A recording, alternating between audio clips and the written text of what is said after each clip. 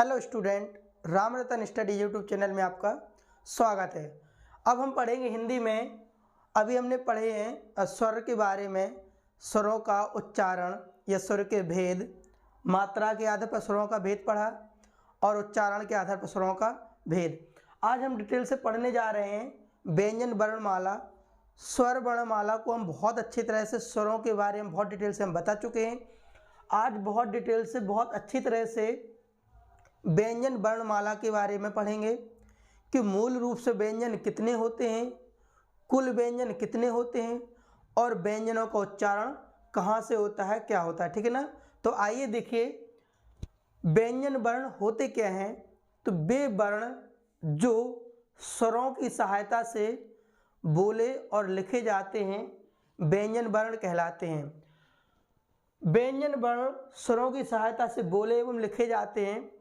कोई सा भी व्यंजन वर्ण लिखें, प्रत्येक व्यंजन वर्ण में हमेशा आस्वर होता है। प्रत्येक व्यंजन वर्ण में आस्वर होता है और आस्वर को उदासीन स्वर भी कहते हैं। देखिए व्यंजन वर्ण में आध्वनि होती है या आस्वर होता है। प्रत्येक व्यंजन वर्ण स्वरों की सहायता से बोले एवं लिखे जाते हैं, इसलिए व्यंजन वर्णों को परतंत्र, पराधीन और अवरोध सहित ध्वनियाँ हैं। व्यंजन वर्ण परतंत्र, पराधीन, अवरोध सहित क्या है, ध्वनियाँ होती हैं। परतंत्र का मतलब है क्योंकि ये दूसरों पर आश्रित होते हैं। पराधीन, परतंत्र यानी स्वरों पर आश्रित होते हैं। पराधीन यानी दूसरों पर आश्रित होते हैं। अवरोध सहित, इनके उच्चारण में, व्यंजन वर्ण के उच्चारण में अवरोध उत्पन्न होता है और स्वरों के उच्चारण में कोई अवरोध नहीं होता, इसलिए ये अवरोध व्यंजन वर्ण अवरोध सहित होते हैं और स्वर वर्ण अवरोध रहित होते हैं। व्यंजन वर्ण का उच्चारण करने में अवरोध होता है। किस तरह का अवरोध होता है, देखिए जैसे हम बोले पा पा पा। जब हम पा बोल रहे हैं तो पहले तो दोनों हमारे होंठ मिलते हैं, फिर उस अलग होते पा पा। तो पा बोलने में अवरोध उत्पन्न होता है। दूसरा देखिए ता ता ता ता। जब हम ता बोलते हैं तो हमारी जो जीभ है वो ऊपर वाले दांतों और तालू में टच होती है, यानी अवरोध उत्पन्न हो रहा है। तो व्यंजन वर्णों के उच्चारण में अवरोध उत्पन्न होता है। इसलिए देखिए व्यंजन वर्ण का उच्चारण जब हम करते हैं तो व्यंजन वर्ण हमारे घोष, अघोष, अल्पप्राण और महाप्राण होते हैं। घोष भी होते हैं व्यंजन, अघोष भी होते हैं व्यंजन, अल्पप्राण और महाप्राण भी होते हैं। अभी घोष, अघोष, अल्पप्राण और महाप्राण को हम बहुत डिटेल से पढ़ेंगे कि कौन से व्यंजन है जो अल्पप्राण होते हैं, कौन से व्यंजन है जो महाप्राण होते हैं। अल्पप्राण का मतलब है कि ऐसे व्यंजन वर्ण जिनके उच्चारण में मुख से वायु कम निकले या कम सांस फूले, उसको हम अल्पप्राण बोलते हैं। और ऐसे व्यंजन वर्ण जिनके उच्चारण में वायु मुख से बहुत ज़्यादा निकले या उनके बोलने में सांस फूले, तो उसको महाप्राण बोलते हैं। जैसे हम एक उदाहरण समझा दें, जैसे कि यदि हम बोलें, यदि हम आपसे यहाँ पर बोले का, यदि आप का उच्चारण करो तो का हम बहुत टाइम तक बोल सकते हैं। तो ये का के उच्चारण में कम वायु निकल रही मुख से, इसलिए जो हमारा का वर्ण का व्यंजन वर्ण हमारा अल्पप्राण है। लेकिन यदि हम खा बोलें तो हम खा हम खा व्यंजन वर्ण को ज़्यादा देर तक नहीं बोल सकते। यदि आप बोल के देखिए खा तो खा व्यंजन वर्ण उच्चारण में तो हमारे मुख से वायु बहुत ज़्यादा निकलती है, इसलिए महाप्राण होता है। तो और इन अल्पप्राण और महाप्राण को हम अभी बहुत डिटेल से, और चाहे घोष अघोष को अभी हम पढ़ेंगे। तो अभी तो हम व्यंजन वर्ण के बारे में पढ़ रहे हैं। तो देखिए जरा, अगर मूल रूप से कुल व्यंजन कहा जाए तो मूल रूप से कुल व्यंजन होते हैं 33। मूल रूप से या मूल व्यंजन होते हैं 33। वो भी उच्चारण के आधार पर। अगर आपसे कहा जाए उच्चारण के आधार पर व्यंजन कितने प्रकार के होते हैं, उच्चारण के आधार पर मूल व्यंजनों की संख्या कितनी है, तो वो 33। इन 33 मूल व्यंजनों को 3 भागों में बांटा गया है। पहला है स्पर्श व्यंजन। स्पर्श व्यंजन को हम वर्गीय व्यंजन कहते हैं, इसी को हम उदित व्यंजन कहते हैं। तो मूल व्यंजन यानी मूल व्यंजनों को 3 भागों में बांटा गया है। स्पर्श व्यंजन या वर्गीय व्यंजन या उदित व्यंजन, इनकी कुल संख्या कितनी होती है? 25 होती है, जो का से कहाँ तक होते हैं? माँ तक। दूसरा अंतस्थ व्यंजन, इनकी संख्या कितनी होती है? 4 होती है, जो या रा ला वा। और देखिए अंतस्थ व्यंजनों की संख्या कितनी है? 4। अंतस्थ व्यंजन हिंदी में क्रम क्या है? अंतस्थ व्यंजन संख्या होती 4, या रा ला वा। हिंदी में इसका क्रम है या रा ला वा, और यदि संस्कृत में इसका उत्पत्ति का क्रम तो या, और या के बाद रा नहीं है, या के बाद क्या है? या, वा, रा और ला है। तो मूल व्यंजन 33 होते हैं। इन 33 मूल व्यंजनों को 3 भागों में बांटा गया है। स्पर्श या स्पर्श व्यंजन, वर्गीय व्यंजन और उदित व्यंजन की संख्या कितनी है? 25। दूसरा आता अंतस्थ व्यंजन, इनकी संख्या कितनी है? 4, या रा ला वा। और ऊष्म व्यंजन या संघर्षी व्यंजन, ऊष्म व्यंजन या संघर्षी व्यंजन, इनकी संख्या कितनी है? 4। सा, सा, सा, हा। तो 25 और 4 29 और 4 कितने हो गए? 33। मूल रूप से स्पर्श व्यंजनों की संख्या है 33। मूल रूप से स्वर व्यंजनों की, स्वर वर्णों की संख्या है 11। यहाँ हम पढ़ना है व्यंजन, तो मूल रूप से जो व्यंजन है, मूल रूप से जो व्यंजन वर्ण है वो है आपके 33। अगर हम कहें कुल व्यंजन, मूल रूप से तो व्यंजन है 33, अगर कुल व्यंजन की बात करें तो 33 में हमारे 6 और जुड़ जाते हैं। 33 के साथ 33 तो वो पहले से है मूल, तो 33 व्यंजन वर्ण और है, तो हमारे 4 और जुड़ जाते हैं। तो 4 जो व्यंजन वर्ण जुड़ते वो होते संयुक्त व्यंजन, छत, त्रग, ज्ञ और स्रा। ये 33 तो वे पहले से थे, मूल थे, 4 और बढ़ गए। कौन से? छत, त्रग, ज्ञ, इनको संयुक्त व्यंजन कहते हैं। और 2 व्यंजन 2 और हो जाते हैं, तो हो जाते 39। मूल रूप से व्यंजन होते हैं 33 और कुल व्यंजन कितने होते हैं? 39 होते हैं। तो मूल व्यंजन होते हैं 33, जिसमें स्पर्श व्यंजन होते हैं 25, जो का से मा तक होते हैं। और अंतस्थ व्यंजन कितने होते? 4, या रा ला वा। और ऊष्म व्यंजन कितने होते? 4, जो सा, श, सा और हा। ये तो हमने 33 का डिवाइड किया, इनको बांटा सभी भागों में। संयुक्त व्यंजन कितने होते? 4, जो छत्र, ज्ञ, स्र। और द्विगुण व्यंजन कितने होते हैं? 2, जो कितने होते? 39। तो इन सभी को जोड़ लिया जाए तो कितने हो जाएंगे हमारे? 39। अगर हिंदी में कुल वर्णमाला, हिंदी वर्णमाला में अगर कुल कितने वर्ण हैं तो वो है आपके 52। हिंदी वर्णमाला में यदि आपसे कोई पूछे कुल वर्ण कितने हैं तो आप बताओगे 52, जो हम स्वर और व्यंजन दोनों को साथ में ले रहे हैं। तो स्वर वर्ण कितने हैं? 11, जो देखिए मूल स्वर कहते हैं छोटा आ, छोटी ई, छोटा ऊ, री, बड़ा आ, बड़ी ई, बड़ा ऊ, ए, आय, ओ और आओ। तो आयोग वाह कितने हो गए? 2, एक तो होता अनुस्वार और एक होता विसर्ग यानी अंग और आहा। और यहाँ पर आता है स्पर्श व्यंजन, जो कितने होते हैं? 25, जो का से कहाँ तक होते हैं? मा तक। अंतस्थ व्यंजन कितने हैं? 4, जो या रा ला वा। ऊष्म या संघर्ष व्यंजन कितने हैं? 4, श, सा, सा और हा। देखिए ये जो ब्लैक कलर से हमने ऐसे जो एरो लगाया हुआ है, ये आपके 25 और 4 29 और 4 33। जो 33 है जो ब्लैक कलर से ऐसे घेरे में है, ये आपके मूल व्यंजन वर्णों को प्रदर्शित करता है। अगर ये ब्लू वाला देखे, ये एरो लगा है, तो स्पर्श व्यंजन, अंतस्थ व्यंजन, ऊष्म संघर्षी व्यंजन, संयुक्त व्यंजन और द्विगुण व्यंजन, इन 25 से यहाँ तक, यहाँ पूरी बड़ी ब्लू लाइन को मिला दे तो हो जाएंगे ये कितने? मूल रूप से ये तो 33 है और ये कितने हो जाएंगे? 39।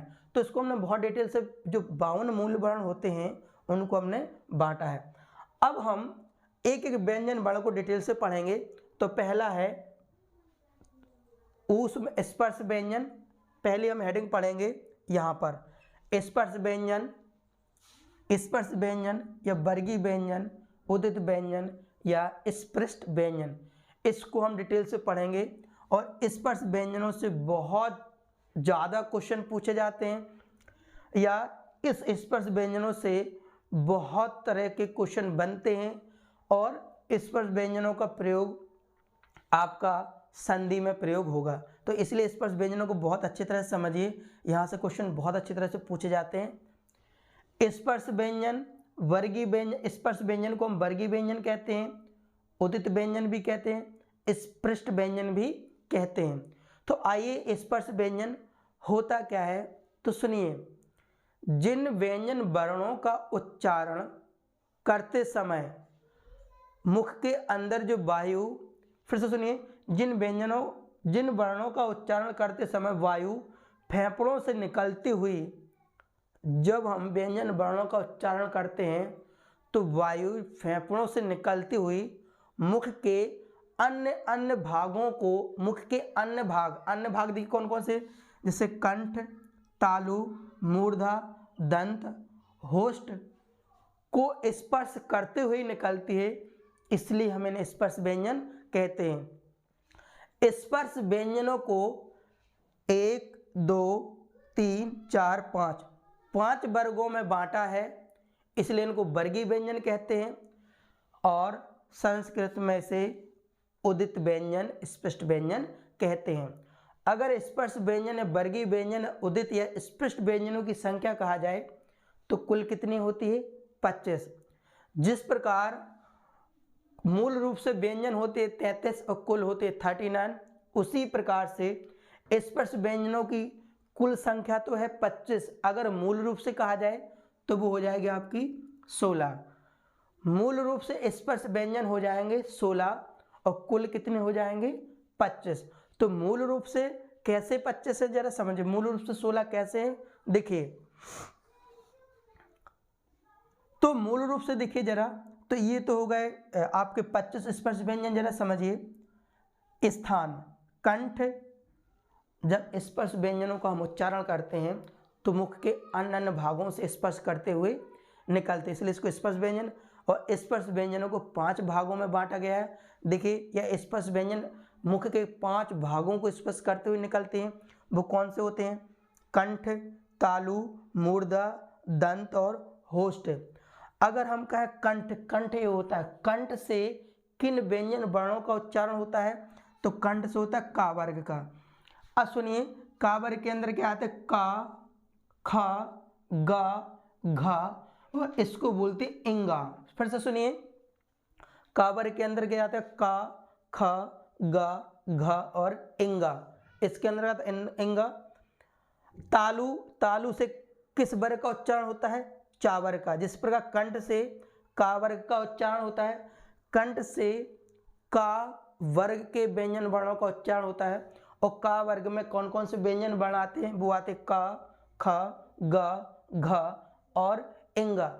इसके साथ साथ ये तो कंठ से हमने व्यंजन वर्णों का उच्चारण बताया, इसके साथ साथ कंठ से हमारे छोटा आ स्वर, बड़ा आ स्वर और औ स्वर, इसके साथ साथ विसर्ग भी आता है और हा। फिर से सुनिए, हमने क्या कहा? कंठ से का वर्ग का उच्चारण तो होता है का, ख, ग, घ, इंगा। इसके साथ साथ स्वरों का उच्चारण में कौन कौन सा आता है? छोटा आ, बड़ा आ और ओ, और आता है विसर्ग और हा। इनका भी उच्चारण कंठ से होता है, तो आपको इनको भी विशेष ध्यान देना है। अगला आता है तालु से। तालु से किस वर्ग का उच्चारण होता है? तालु से होता है चा वर्ग का उच्चारण। और सुनिए, तालु से होता है चा वर्ग का उच्चारण। चा वर्ग के उच्चारण जब हम करें तो चा वर्ग का उच्चारण करते समय तो चा, छ, च, छ, ज, झ, हम चा वर्ग का उच्चारण करते हैं तो ये तालु में स्पर्श तो करते ही करते हैं, इसके साथ साथ ये संघर्ष भी पैदा करते हैं। फिर से सुनिए, चा वर्ग का उच्चारण जब करते हैं च, छ, ज, झ, या, तो जब चा वर्गों का जब हम उच्चारण करते हैं तो चा वर्ग के व्यंजन वर्ण उच्चारण के साथ साथ संघर्ष भी पैदा होता है, संघर्ष भी करते हैं। तो इसलिए चा वर्ग को हम स्पर्श संघर्षी व्यंजन कहते हैं। मोस्ट इंपॉर्टेंट है, चा वर्ग का जब हम उच्चारण करते हैं तो चा वर्ग के व्यंजन वर्ण, जैसे चा वर्ग के व्यंजन वर्ण कौन से हो गए? चा, छ, ज, झ और या। चा वर्ग के व्यंजन वर्णों का उच्चारण करते समय ये मुख के अंदर स्पर्श करने के साथ साथ, ये स्पर्श किसको करते हैं? तालु को। स्पर्श तालु को करने के साथ साथ संघर्ष भी पैदा करते हैं, इसलिए चा वर्ग को हम स्पर्श संघर्षी कहते हैं। अब स्पर्श व्यंजन होते हैं टोटल 25, उन 25 में से स्पर्श संघर्षी कितने हैं? स्पर्श के साथ साथ जो संघर्ष करे वो हमारे 4।